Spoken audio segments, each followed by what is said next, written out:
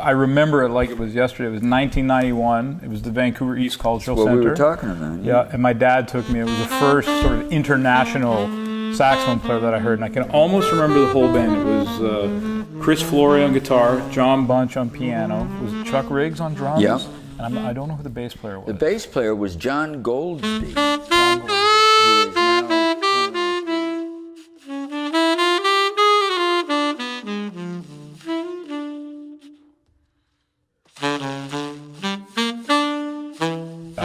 Like I said, I remember it like it was yesterday.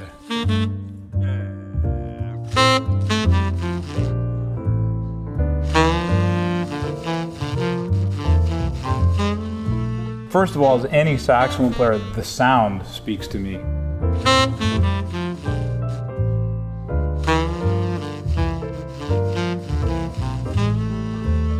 There's something about that sound that is, I don't know, it hits you right in the core, it hits you right in the middle of your body and reverberates through the whole body. It's so pure.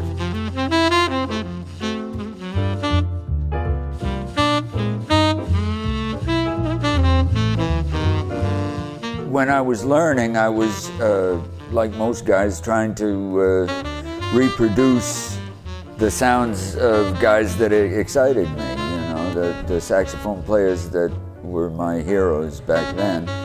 And as I've gotten older, it's become more automatic, and now I don't think about trying to sound like anybody else, but all of those guys are there still. What about the fullness though, and the like? Do you do a lot of long tones? Like I remember talking to Red Holloway about his sound, and he said, "Long tones, baby, long tones. It's all in the long tones."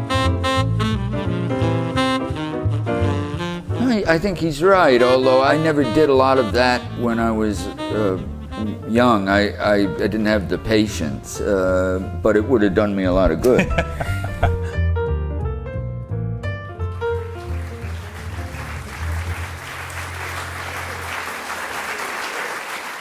At this point in my life, I'm quite happy to try to be melodic.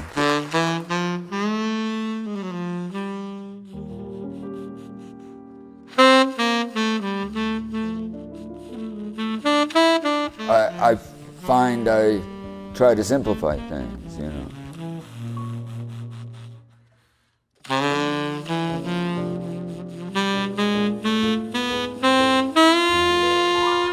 And that goes in service of both melody and swing, I hope.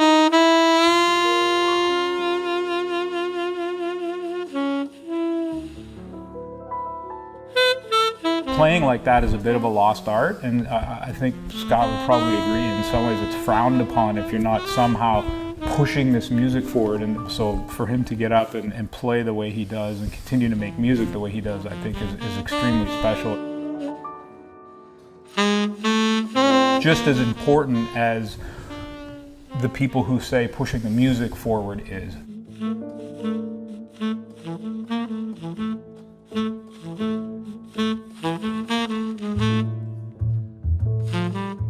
I don't think there's any music is worth much of anything if it's not rhythmic.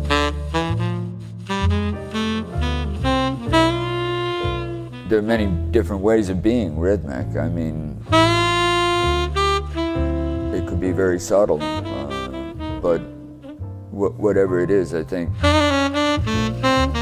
rhythm should be at the heart of everything you do.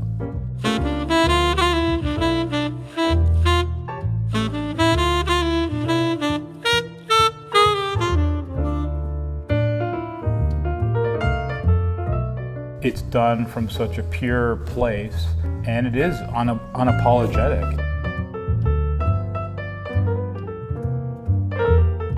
You know, a lot of music today gets away from that, and it doesn't necessarily make it bad, it's different.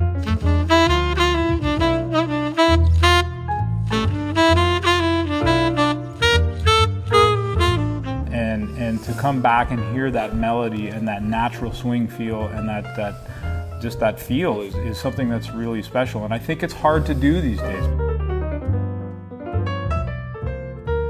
Come on, how about a hand for Cory Weeds?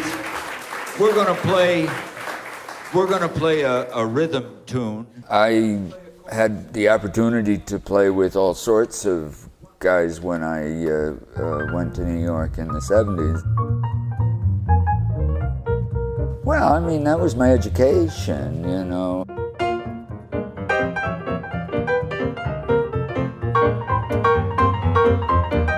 Aside from being kind of a personal thrill, I learned a lot just from being around those guys. You know, I did a lot of different things, and that's always, I think, you always learn a lot from that. You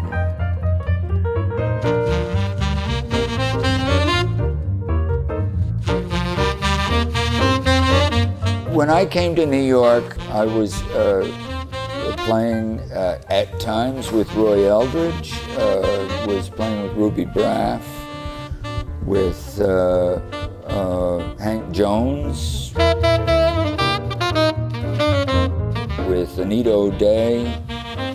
I worked in Benny Goodman's band a couple of times.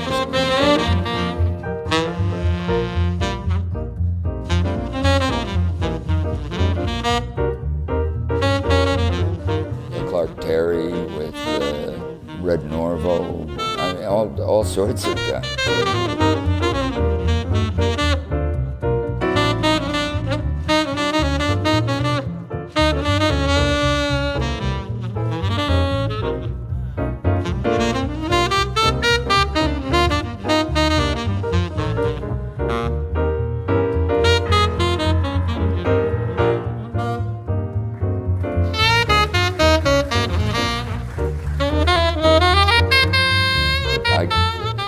I have to think, you know, but there were a lot of opportunities in those days, especially for a young guy that didn't charge very much money, and, you know.